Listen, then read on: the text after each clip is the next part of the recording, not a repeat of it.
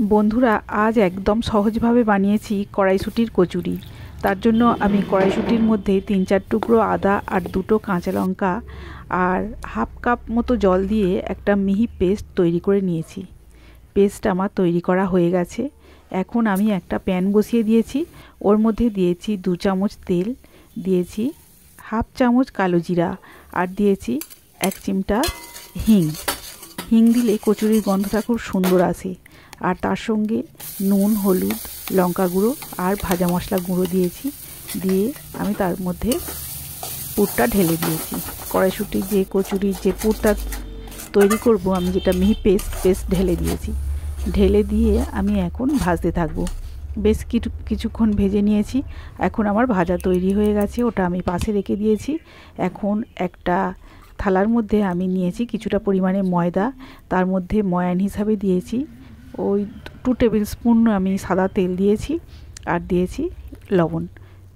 দিয়ে একটু সুন্দরভাবে মেখে নেব, যাতে করে মানে খুব বেশি শক্ত হবে না, খুব বেশি নরম হয়ে যাবে না, এরকম একটা সফট ডো আমি তৈরি করে নিয়েছি। এবার আমি যে কড়াইশুঁটির পুরটা তৈরি করে নিয়েছিলাম তার থেকে গোল করে খানিকটা কেটে নিয়েছি। আর ওই যেটা বেলে নেব, এবারে ওইখান থেকে কিছুটা লেচি কেটে নিয়ে এরকমভাবে বেলে নিচ্ছি। দেখুন, একদম সহজভাবে বানিয়েছি, সকলে এইভাবে বানিয়ে ফেলতে পারবে, একদম ইজি প্রসেস।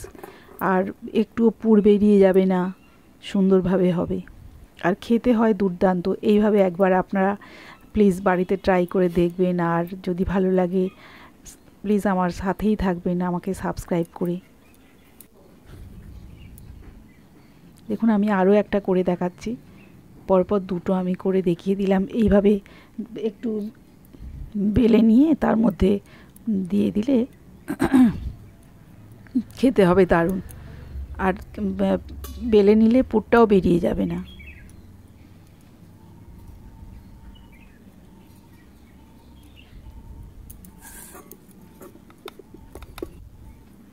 এখন এইভাবে বেলে নিচ্ছি, দেখুন এমনভাবে বেলে নিচ্ছি যে একটুও বেরিয়ে যাচ্ছে না, সুন্দরভাবে হয়ে যাবে। আপনারা যদি কড়াইশুঁটির কচুরি করেন এইভাবে করবেন, দেখবেন একটুও বেরিয়ে যাবে না পুর। আমি একটা প্যানের মধ্যে তেল গরম করতে দিয়েছি, তার মধ্যে আমি ছেড়ে দিলাম। আমি ভিডিও অকারণে বাড়িয়ে দিইনি, অল্প সময়ের মধ্যে আমি দেখিয়েছি। দেখুন, আমার একটা ভাজা হয়ে গেছে, দেখুন কতটা খাস্তা হয়েছে।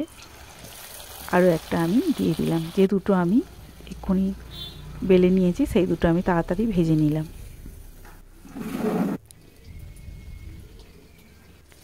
আমার হয়ে গেছে এতগুলো ভাজা। এখন একটা কেটে দেখিয়েও দিচ্ছি, দেখুন কতটা পারফেক্ট হয়েছে।